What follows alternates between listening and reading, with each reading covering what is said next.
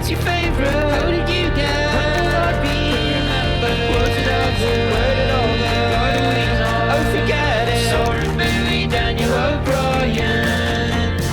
Two best friends and comedy writers. If there's an answer, they're gonna find it.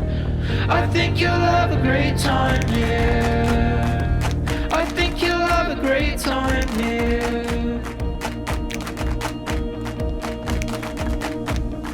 So, hello again and welcome to another episode of Quick Question with Soren and Daniel, the podcast where two best friends and comedy writers ask each other questions and give each other answers. I am one half of that podcast, senior writer for Last Week Tonight, author of How to Fight Presidents, and celebration boy Daniel O'Brien, joined as always by my co-host, Mr. Soren Bowie. Soren, let's party! I was listening to some other podcasts recently, and I was realizing that a lot of people just fade up on them having a very natural conversation, or they fade up on them like laughing about a joke, and then they're just like kind of like ease into the show. Like you're like one toe in, and you know what I mean? Like people don't just start with like an intro like we do. And I like our intros. I think it's a good way to like bookend the show. Be like, hey, it's starting now. Fucking pay attention. But I mean, also there's something about like just laughter, like coming up on laughter where I'm like, these guys seem fun. It just works on me. Yeah. You know? I go back and forth. I mean, if it's a podcast that I've been listening to for a long time, like Smartless, where I just like their vibe and their chemistry, then I'm fine just hearing them, whatever they want their cold open to be, I think is good. But conversely, I'm always thinking about how can we grow this podcast in any way that doesn't involve me promoting it on any of my massive social platforms. And I think Alex Schmidt does a really great job with his podcast because it's not as alienating for first-time listeners as ours is, I think. He's very clear. This is my name. This is the premise of the podcast. Here is the topic of this particular podcast. And now we're going to get right into it. And it's like, that's you can safely drop someone into any episode of Secretly Incredibly Fascinating, and you could convert them into a new listener.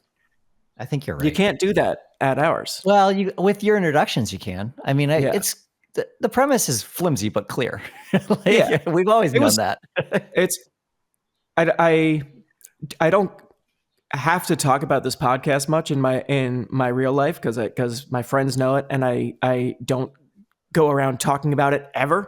But recently I had to, because I was meeting a whole bunch of new people who didn't know me and certainly didn't know my work for Cracked, but they knew that I had a podcast. And that's a really tough place for me to be in. I don't know if you found yourself in that position lately, but there's a lot of like, so you have a podcast. What's it about? And I have to I don't want to lead with, it's about me and my buddy Soren talking to each other about nothing. But it's truly, I'm like, it really is. It's about nothing. We're comedy writers. That rarely comes up. We mostly just bullshit for a while, and we like talk about pop culture sometimes, talk about ourselves. We catch up. Yeah. And they're like, why do people listen to it? I'm like, that's a very fascinating question. And it puts me in this humbling and strange position that I have to be like, okay, so for like 8 years, people used to go to websites. They used to go to websites on their computers every day. Now we have feeds of everything on our phone, and that's how we consume content. But for a while, people used to like wake up in the morning and go to their bookmarks of their daily favorite websites, and they would read articles and watch videos on their favorite websites. People used to go to websites. Yeah. The internet used to have different websites. It wasn't just your mail and Facebook. People would go to a website and then they wouldn't even read the titles. They just picked their favorite thumbnail and they would click on that, and the thumbnail would be an article. They would go to these websites and they really liked it. And they would read stuff by people. And sometimes they would like, no, it's this day of the week. That means it's Soren's column day or Daniel's column day. And they liked us as writers and as video personalities.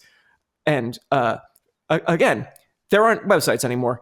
Not even the one that we worked for. But for a while, we were one of the good websites that people liked every day.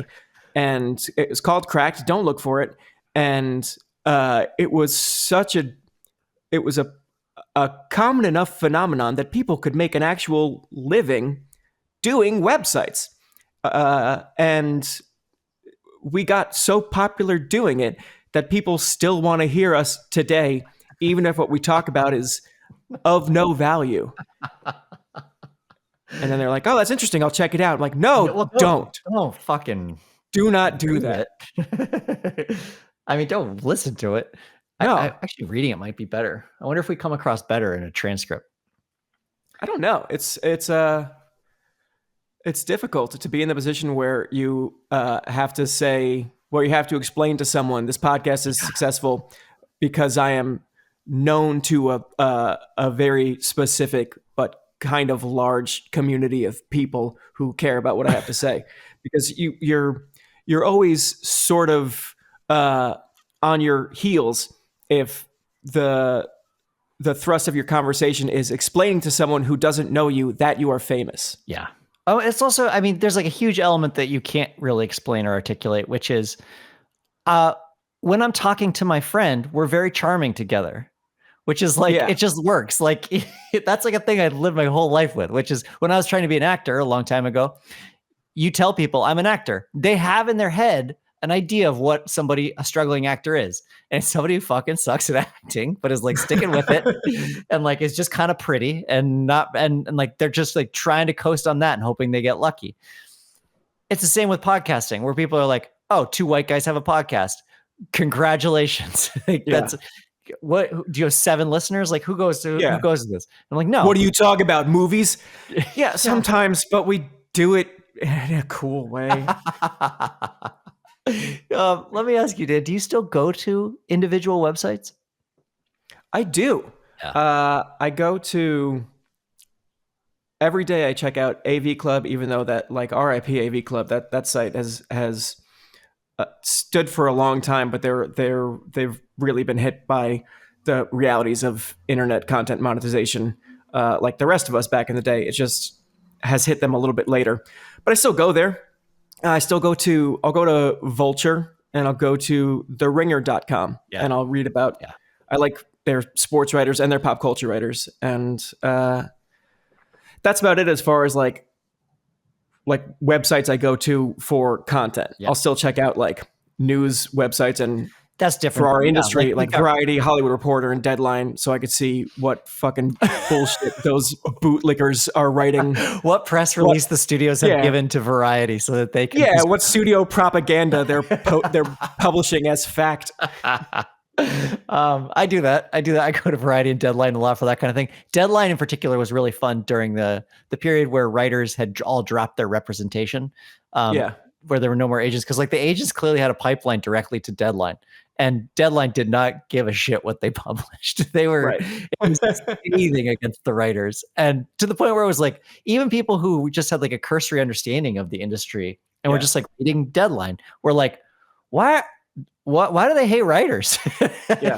It's wild. A couple of things that happened this week where as of this, we're recording this August 18th. So who knows what'll change by the time this actually gets released. But this is a week where Variety and Hollywood Reporter both published a couple of articles with headlines that were talking about that, like specifically said WGA responds to AMPTP's counteroffer, and there's like a whole article with a ton of words in it, and it's baffling to me because there's no way either of those websites will know what the WGA's response is before I do as a member of the WGA. So like I know whatever they're writing has got to be hearsay or bullshit or, again, propaganda from the studios. And it's just so baffling that they could just like nakedly say a lie about this thing. Yeah. And the other bit of it that's weird to me is I don't think any normal person like goes to Variety and Hollywood Reporter to learn about the strike. So it's really only writers who are seeing this and know it's not true and are getting mad and like galvanized over it. I know. It's writers and studios. Every single one of the... Everyone who's reading this knows it's a lie. What are you doing? That's how far out of touch the AMPTP is they're like, they think that they're going to find some crack between the writers, some like chink in the armor where they can just pull it apart and like divide the writers on something. So they're like, the plan is you come back to the table, you continue to negotiate, but you negotiate in bad faith, so that at every single turn where the WGA is saying, no, we're not going to do that, you can go, we came back, like we're arguing. We're not arguing. We're negotiating in earnest, and the WGA is being completely irresponsible with this negotiation. Like they're not even trying.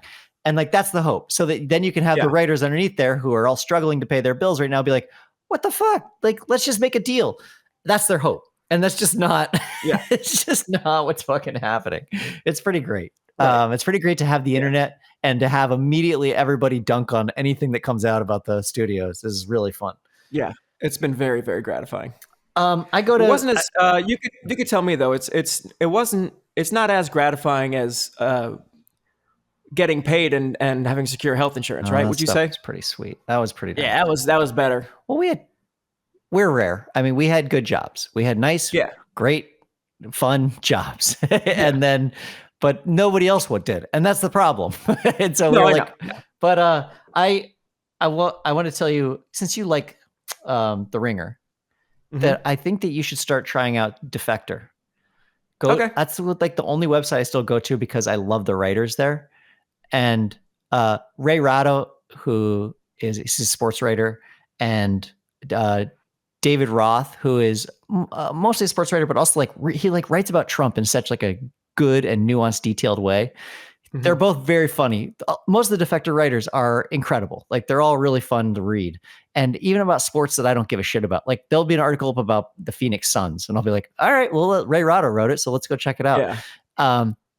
What are they? Are they born out of Gawker or Deadspin or both? I think that they're born out of Deadspin. I think that must be right because I get like regular Defector emails because I blindly started financially supporting them as soon as they emerged as like, we are the new Deadspin. If you like Deadspin, support this. And I was like, great, take my money. I have not read anything. I just support online content creation as a frivolous pursuit. Yeah. But I should check it out and see what I've been spending my money on. Yeah. Joe Chandler turned me onto that. Joe Chandler, who famously got my job at American Dad. He's also a guy who just like has his finger on the pulse of like good writers on the internet. And he turned me onto it. I was like, you're right. They're really good. Awesome. Okay. Do you want to do this show? Yeah, let's do the show. All right, I have a quick question for you. Go, shoot. Let's say, I'm going to give you a hypothetical. You have a wasp's nest that's forming on your house, or like you just discovered it and it's already there. Do you have any idea how to get rid of that? No, I would probably like immediately go to the internet and figure out how to get rid of wasp nest. But I think in the spirit of this hypothetical, you don't want me to do that. So what would I do if there's a wasp nest on my balcony and my internet is out? Yeah. I have so many different insect poisons in my house because I have a history with ants. And so I would probably get a combination of a thing that kills ants and a thing that kills bed bugs just in case, and a thing that kills roaches, and spray. I would put something over my head. Okay. So the bees can't fly, the wasps can't fly into my face. Okay. I would put like a see-through plastic bag, tie it real tight around my neck. I'd wear long sleeves, and I would spray it thinking poison is poison. And then I would flee back into my house and wait for them to all die out and look for the little wasp bodies. Yeah. And you're getting a see-through plastic bag on your neck. Is that so they still think that they've got a chance? Like that they think like that's still going to be the target? They're like, I see skin. It's so I can see. Oh, wait, is this going over your head? Yeah, over my whole face, my whole face and head. And I tie it tight around my neck. You are suffocating yourself. I see. Yeah, correct. I just pictured a bag folded up lengthwise so that it could still be tied around your neck. No. Okay. All right. I see now. You've got a whole plastic bag on your head. The thing that we were always warned as children never to do. You'll wear that. Correct. Okay. That's not too far off from what I've discovered you're supposed to do. Really? Well, I mean, some of it's right. I did research on. I found a wasp nest, and I was like, oh yikes! How do we get rid of that? On your house. On my house, yeah, and like in the front of my house too. So in a place where the wasps and I are sharing territory, and I don't like it.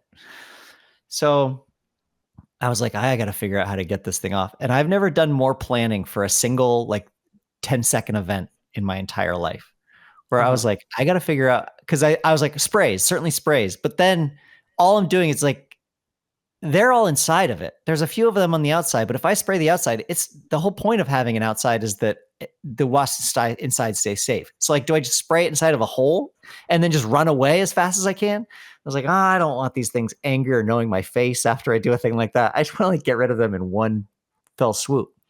So I discovered that you're supposed to, whatever you do, you're supposed to do it at night. You do it in the middle of the night because wasps are asleep then because they've got work in the morning, presumably. Sure. They're fucking scabs. They get cold at night and their bodies slow down because they're cold-blooded. So like they're more lethargic at night. So you stand a better chance of getting away. And then what was recommended, and I did do research, so I'm cheating a little bit, but what's recommended is you take a trash bag. And you, first of all, you everything you described of like covering your body as much as you can, you do. You put not a plastic bag over your face, but you put on like even a mask that you would wear, a ventilation mask, anything that covers body parts and orifices particularly. A spooky monster mask for Halloween. Monster mask and like duct tape little nose holes would be perfect. Okay. And I've got on safety glasses. I've got on a hood and a hat underneath it. I've got on long sleeve clothes. and I'm Frankenstein, and I'm wearing a sweater and some hockey pads. Did you call otherwise no bottoms? Did you call him Frankenstein? Frankenstein, yeah. Just in case that's a foolproof way if someone's like, actually, it's Frankenstein's monster. And I'm like, I didn't say any of that stupid nerd shit. Frankenstein's a totally different character. Frankenstein. And he looks like a monster. He's a Stein, but he's Franking. God, now I want to go as Frankenstein for Halloween. So as people be coming up on the holiday, ask me what I'm going to be, I can be like Frankenstein. It's such a fun name to get wrong. Okay. You take a trash bag and you kind of like, you just got to get it wide enough that you feel like you could get the whole wasp nest inside of it.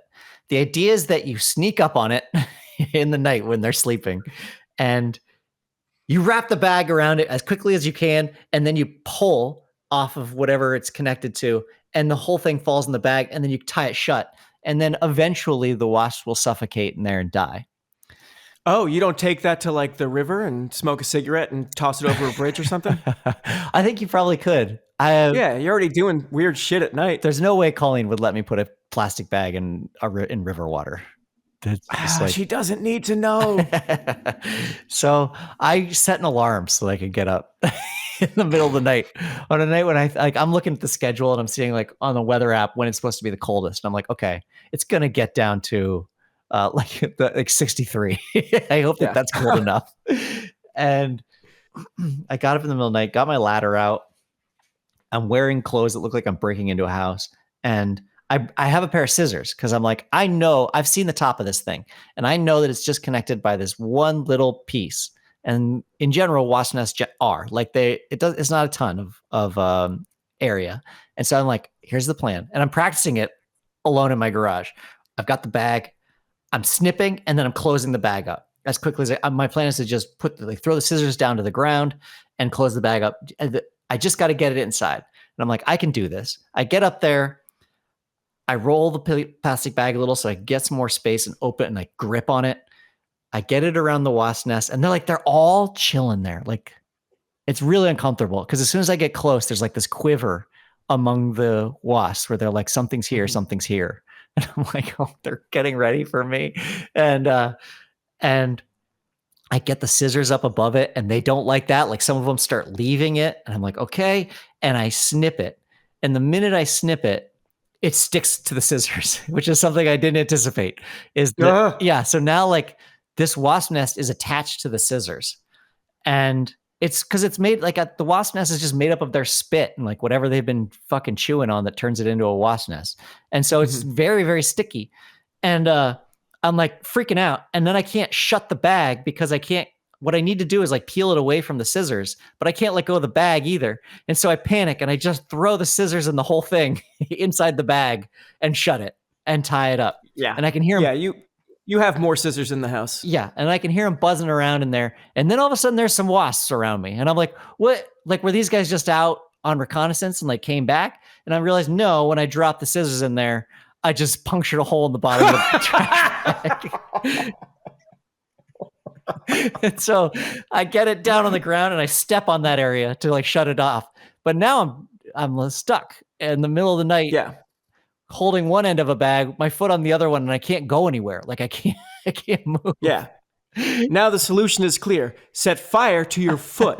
That will weld the bag shut. Yeah, and they're like, I can hear them in there, and they're not happy. Like it's like this dull drum of all these wasps coming out, being like, "What the fuck is going on? It's the middle of the night." And they probably know they're not dealing with the top brass here. No, they realize this is somebody's first time. And they're just like hungry to get out of this bag. I reach down and I can like at least twist the end of the bag, push the scissors all the way back in, twist that end of the bag so that they can't get out. The wasps that are around me have fucked off. Like they didn't even try and fight me. Like the 2 or 3 that came out were just like, we'll start over. Like we'll start a new life somewhere else. And so I twisted it shut. I'm holding this bag from both ends and I'm like, I don't know when I'm ever going to I like these scissors. I don't know when I'm going to get these back because I have no idea how long they can survive in there. And so I was like, okay, new plan. I end up getting duct tape. I put it around that other end of the bag. I tie up the very top nice and tight. So now at least it's sealed. Mm-hmm. And I empty out as much of the air as I can because it's not completely airtight. And then I stick the whole thing in my freezer. Oh my God. And I just am like, this will go fast, I think. And so I'm in the morning, I go back and I open it up and I'm just like shaking it a little to see if I can get some action from in there. And nothing's happening. They're all quiet. And I don't know if this is an ambush or not. And so I take it outside. I put on all the gear again, just in case. And I open the bag and there are so many wasps. Like they're way more than I anticipated. I was thinking maybe there'd be like 12 in there. There are like 100 wasps and they've all come out and they've all frozen to death.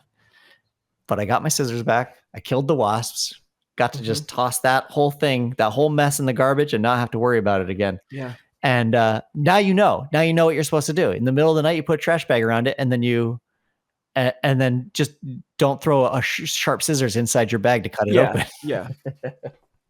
I definitely don't think I would have done that part. I mean, I wouldn't have thought to do the garbage bag thing, but if I did think to do the garbage bag thing, I wouldn't have done the scissor thing. I don't think. Yeah, you're not supposed to. I mean, you're supposed to get up above it. It's just so hard. It's like it's so close to the ceiling, and you're supposed to close it up and pull. Yeah. I don't think I would have done the freezer thing. I mean, it makes sense, but there's a real window of opportunity there for Colleen to have a very confusing morning. That's if she wakes up before you. I did go tell her. I woke her up and I was like, don't open the freezer in the morning. She was like, why? And I was like, is there a surprise? In a way, yes. Yes, but not for you. I'm hoping. And so then it's just a plastic bag full of fucking dead insects in my freezer for a little while. Man, why did you think that was the move instead of just like hopping on your bike and leaving them somewhere? My scissors. I wanted my scissors back. Yeah, I mean, times are tight in this strike. Yeah. Every little bit counts right now. Yeah. If this were February or March, sure, throw more scissors in there. Who cares? The money's not going away. But the entire time I was doing it, I was thinking a lot about the last time that I had to kill an animal. And I was like, that was a really hard experience too, where I'm just sitting there looking at it thinking, all right, what is the cleanest, fastest way to do this? Yeah. And I don't know, I think I told the story on the podcast before, but just very quickly, there was a possum that was not doing very well. It was being eaten alive from the back end by ants. And it was like out in the middle of the day, which is always a bad sign. It couldn't walk or anything.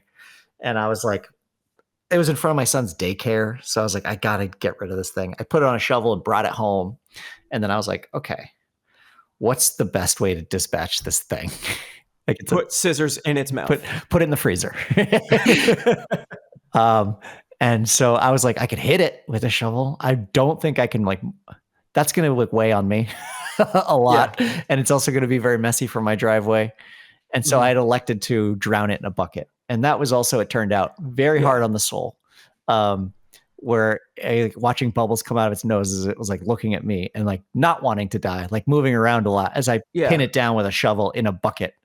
But on the other hand, very fast and very clean. Yeah. Possums can drown fast, it turns out. And that was actually nice. But then afterwards, I was like, I had it in a bag and I was walking out to my front to go put it in a trash can. And my neighbor had stopped me and he was like, hey, how's it going? And I was like, not good. You kind of caught me at a low point. I can't honestly say things are good right now. Yeah. I'm feeling pretty bad about a thing. Look, I've either got to say nothing right now or way too much. Pick which one of those, because this could affect your day too. Yeah. And in fact, I told him only because I was like, someone has to share this emotional weight. Yeah. I'm a writer. I'm pretty good at describing what things look like when they die.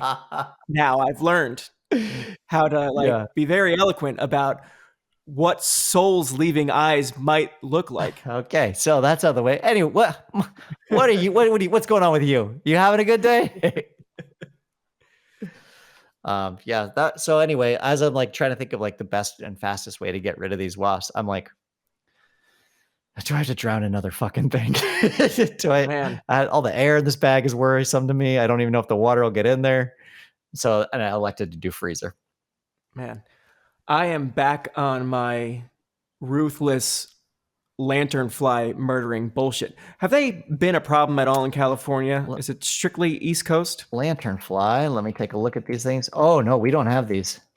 They started showing up a couple years ago, and they're beautiful looking, and they don't harm me or anything like that. They harm our trees, and they're an invasive species. They're not native to this area, but they destroy trees and they multiply so quickly. And it's the first time in my lifetime that the government has come out and has been like, kill these fucking things if you see them. Step on them, murder them all. It's like, I know that's very common if like you're a hunter, your state will come out and say, hey, the coyotes are a problem. It's open season on coyotes. Kill every single one of them that you see. We got to get rid of them. Yeah. But I'm not a hunter and coyotes aren't a problem for me. But these lanternflies in New York and Jersey, there's like, get rid of them, step on them. They are sneaky. They can't fly for long periods of time, but they are pretty good at sneaking up on you and landing on you to follow you into your home and then be in your home. Oh, they just like rely on you to get them from place to place. And they're deceptively hard to step on. Like they know they'll freeze when they see me coming. And I don't think I'm not like giving it a count off or anything. I'm trying to be spontaneous when I stomp on it, and they hop and fly a few feet away every time. And like I chase them down the boardwalk every once in a while. But we have been given carte blanche to murder as many as we see. You've got a license and there are to kill just here. Yeah, and there are so many of them. The larvae, and again, it's super not like, easy to spot. The larvae are like a bright red with white spots on them. Yeah.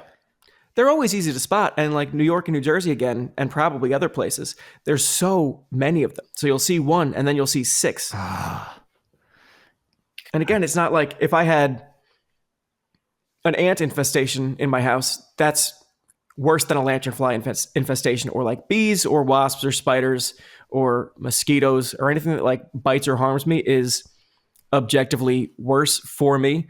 But there are just so many of them. I don't like them, and I don't want them destroying our nice trees. I agree. I mean, like invasive species in general. They're also not a thing that like you can't call in the way that you can call like a mosquito company that will spray a poison to protect your lawn for some amount of time, or like ant exterminators, whatever. Yeah. They're not like a controllable thing because they don't really, as far as I know, they don't like nest in certain places. They're always just bopping around. Yeah.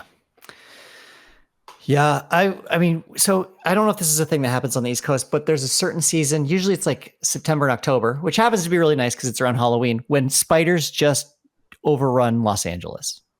Yeah. Spiders show up out of nowhere. A lot of times it's like these brown widows that make these really messy webs, but there's also funnel spiders. There's a bunch of different ones, but for whatever reason, like that's their season, and they all come out. I guess it's also because that's like the end of the summer when like the most flies are out too. I would assume. Yeah, and it's so spooky. That's when spooky. all your Frankensteins and spiders and Dracula's. And so there's spiders, and that's late. I mean, it's like fall usually. For whatever reason, this season there are spiders everywhere. Our whole front area, we have like a xeriscaped yard, so it's there's like a lot of opportunity for them there. It's a bunch of different foliage and stuff. And they are making these huge, elaborate webs in our front yard. And you just see them hanging out in the middle. And they're huge. They're like, some of them are like quarter size.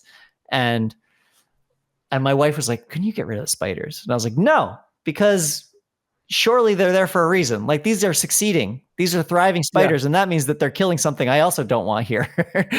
And so I wouldn't get rid of them. And so there are tons of spiders all over my house, like the eaves and stuff. And then yesterday I came outside and there was just this horde of dragonflies all over my yard. And I was like, there are a lot of dragonflies out in LA right now. And I walked down the street a little bit and realized, no, there are a lot of dragonflies just around my house. And I think generally the only time I ever see dragonflies are around ponds or like water. And they're always like cruising around on the top. There must have been like 70 dragonflies all furiously flying around my house. And I'm like trying to watch to see what's going on. And I'm realizing that I've created a whole habitat here and they're eating the spiders. They're just flying down, grabbing a spider off its web. They don't get caught in the webs because they're just too big, I guess. But like just like plucking them up and just eating them, pulling them down to the ground and eating them. And I was like, oh, well, that problem solved itself. Yeah. Great.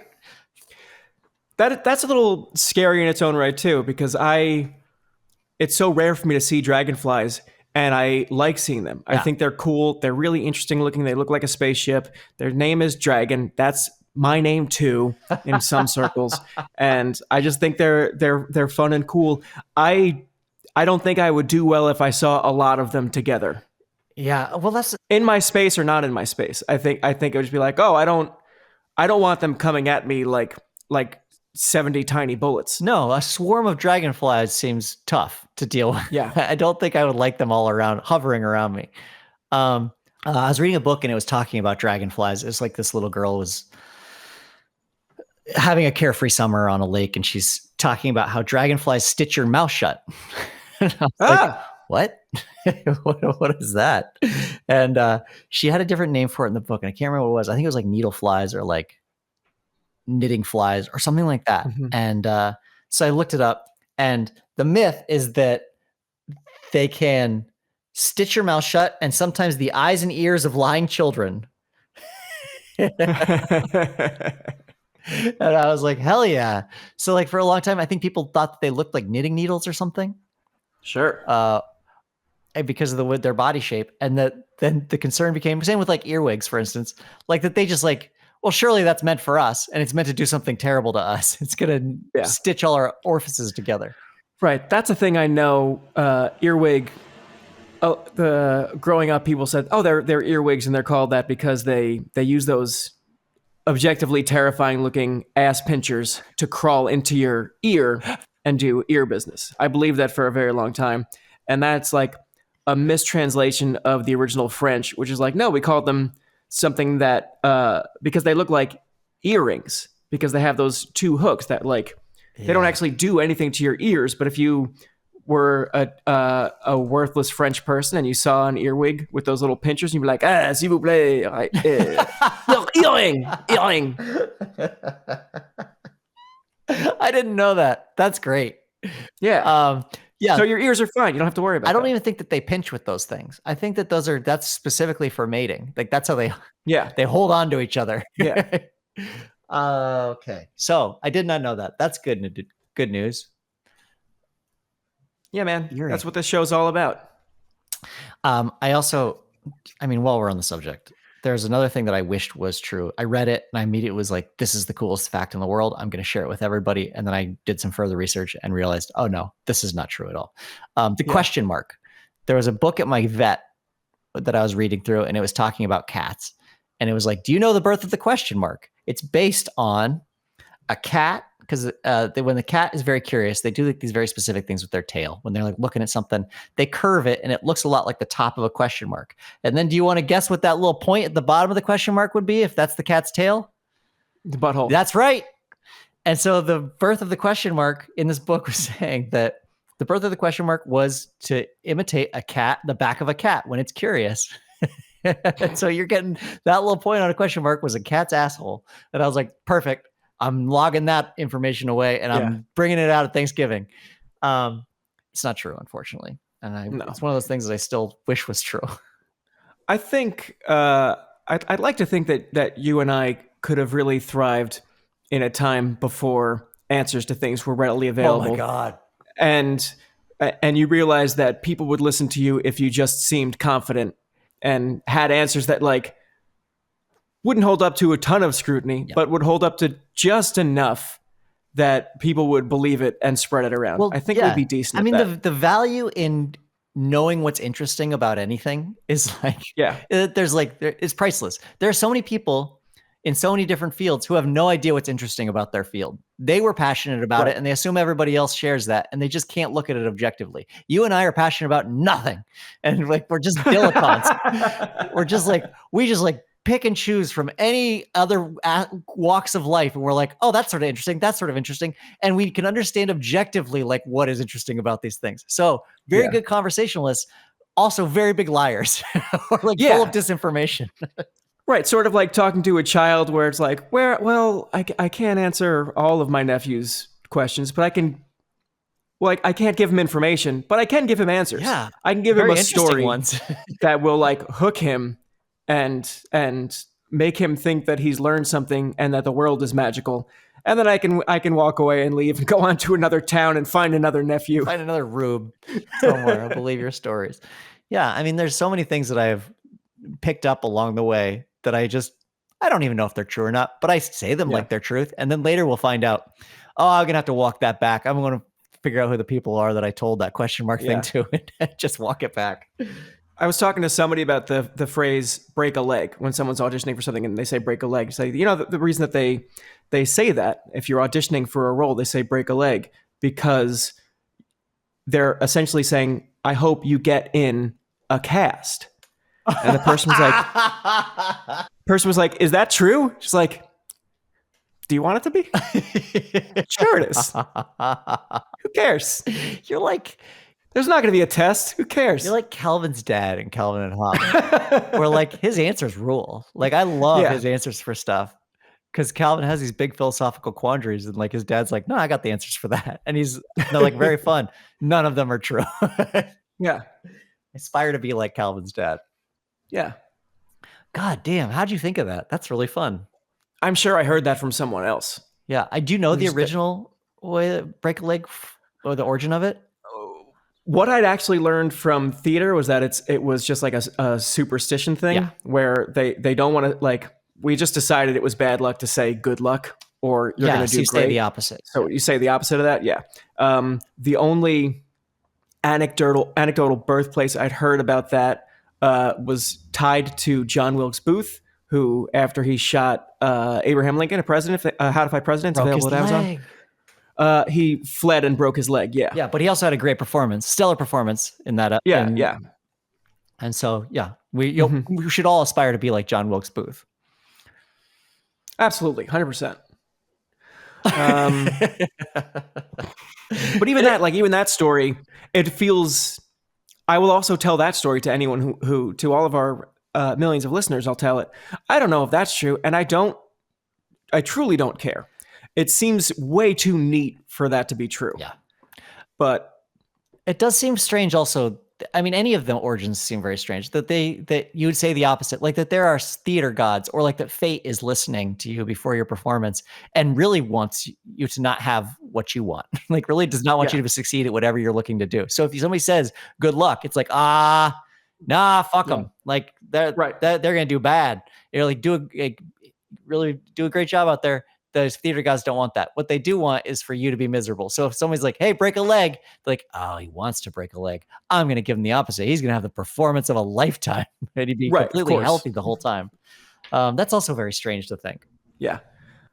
Soren, I got a quick question for you. Yeah, go ahead.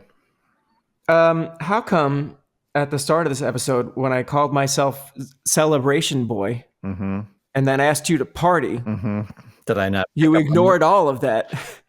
And started talking about other podcasts that you prefer. Because I stopped listening to you as soon as I started thinking of my own shit.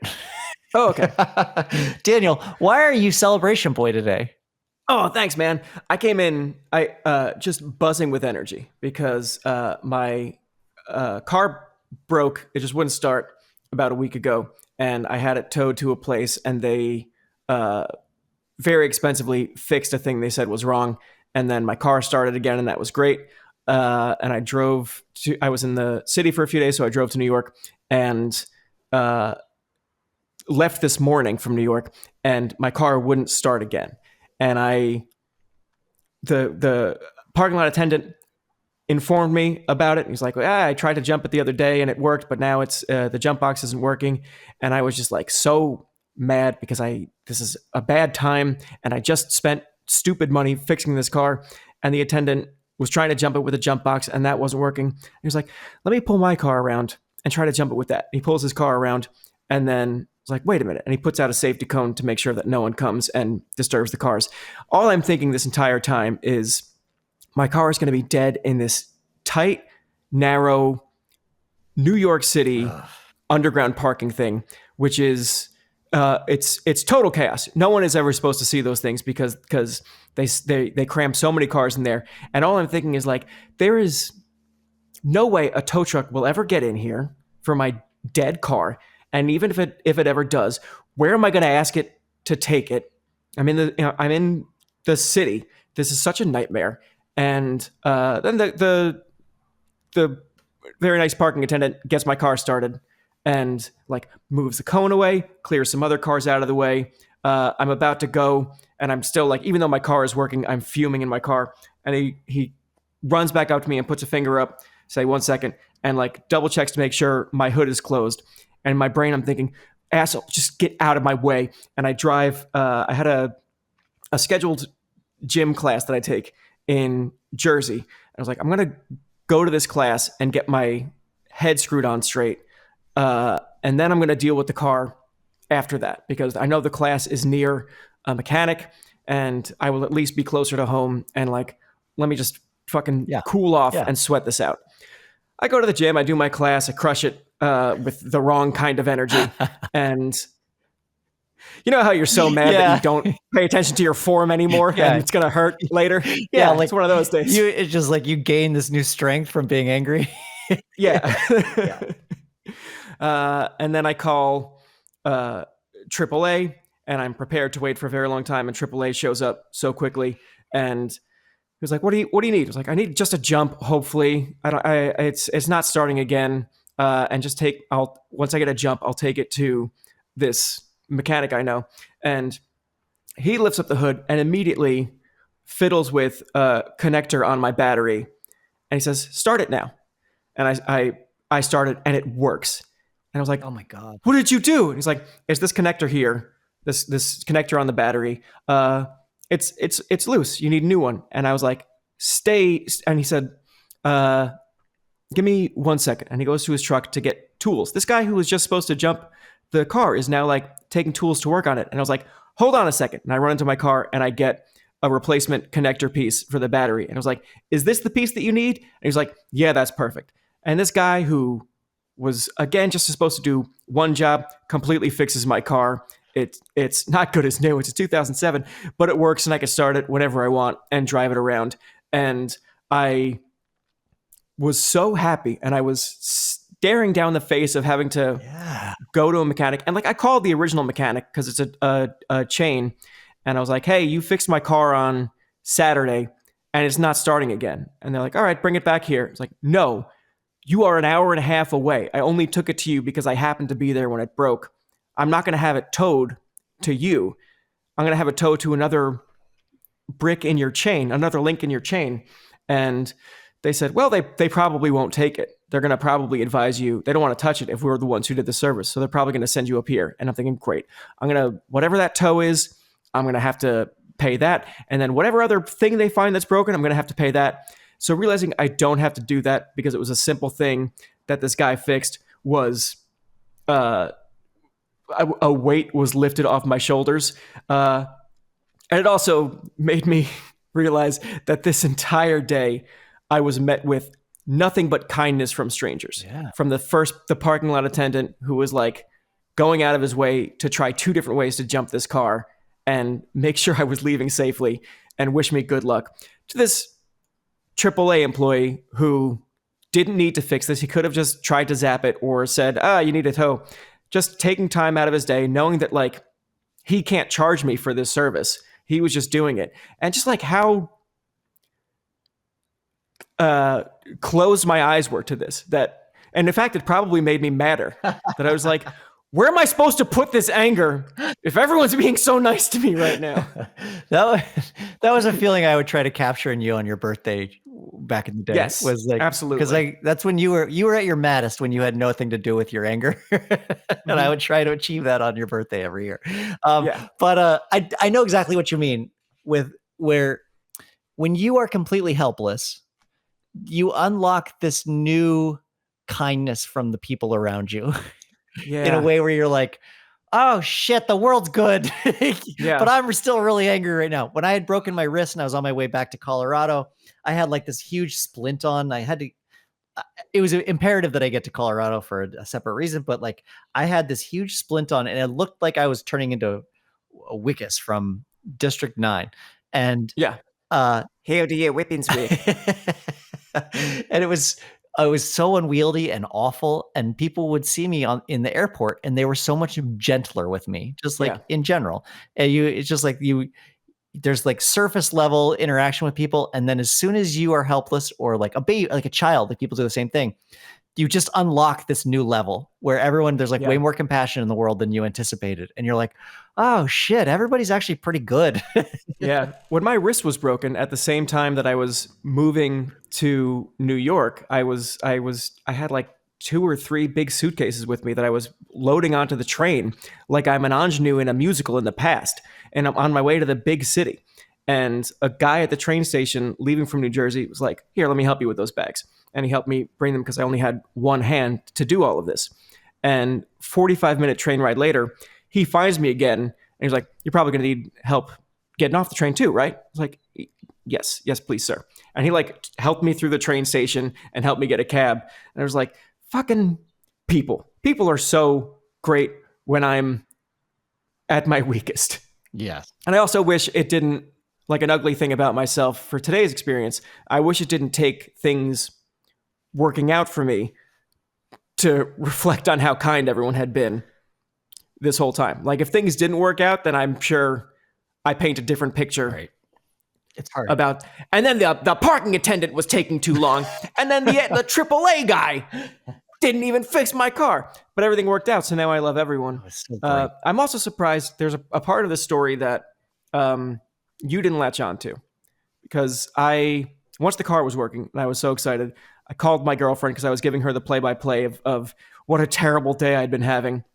And then I was like, and the guy said, it's this part. It was the connecting part. And I reached my car and I pulled the part out and I was like, do you mean this? And he fixed it. And now my car's working. And baby, I'm back and I'm feeling good. She said, why did you have that part? You had the part in your car? Yep. So I was like, don't focus on that. Don't you dare focus on that. Because the truth is, that part was pretty rough back in December, and my dad gave me a replacement part to put on my car, and I didn't do it because the car was working, and if a thing is not really broke, don't fix it. And even when the car was having issues last week and again today, he texted to say, ask them to look at the connector. Yeah. So not only were there so many angels in this story, I was the bad guy. Oh man, that changes the whole story. I hope you didn't tell her that. No, I didn't. Oh, what I had assumed was that the last time that you went in, you talked to those guys and they're like, it may be this thing, but like, we don't know that it is and we don't want to change it. So like, we'll just give you the extra piece. That's what they do with like my bike. If I'm like riding my bike and they're like, hey man, your inner tube on one of these tires, like it's seen a lot of damage. Like we're going to give you another inner tube and you can replace it. It's very easy to do. Yeah. And I would be like, yeah, great, cool. And then I would just forget about it. Right. That goes in the garage with your box of other, like a weird chunk of PVC pipe and like an elbow joint or whatever. Exactly. Yeah. Oh boy. You had the piece. Yeah. I had the piece in the package in the car that I want to go back and talk to fully I want to go on a love tour and call the parking lot attendant and be like, huge news, man. I got it fixed for free. Thanks for everything. We did it, you and I. And I want to talk to the AAA guy just to be like, what was going through your head when I had the piece? I had the perfect thing in my car. You played it pretty cool. Yeah, that'll work. He did. Yeah. All right. I got to go. We got to end this podcast. All right, cool. Yeah. The podcast, which is called Quick Question, but you knew that already. You can find me on X at DOB_INC and Soren at Soren_LTT. Oh, wait, we decided we're not going to do socials anymore. Yeah, we don't care about that anymore. We are Thank me, recorded, Rex. directed, produced, and mixed by our engineer, Gabe Harder. And our theme song is by the fantastic band Me Rex, which you can find on Bandcamp. Get their music anywhere you get music. That seems like plenty. Yeah. All right, bye. All right, bye. I've got a quick question for you, alright? I wanna hear your thoughts, I wanna know what's on your mind. I've got a quick question for you, alright? The answer's not important, I'm just glad that we could talk tonight. So what's your favorite? How did you get? When will I be remembered? Was it ever? Where did all the other weeks on? Oh, forget it. Soren, Bowie, Daniel O'Brien, two best friends and comedy writers. If there's an answer, they're gonna find it. I think you'll have a great time here. I think you'll have a great time here.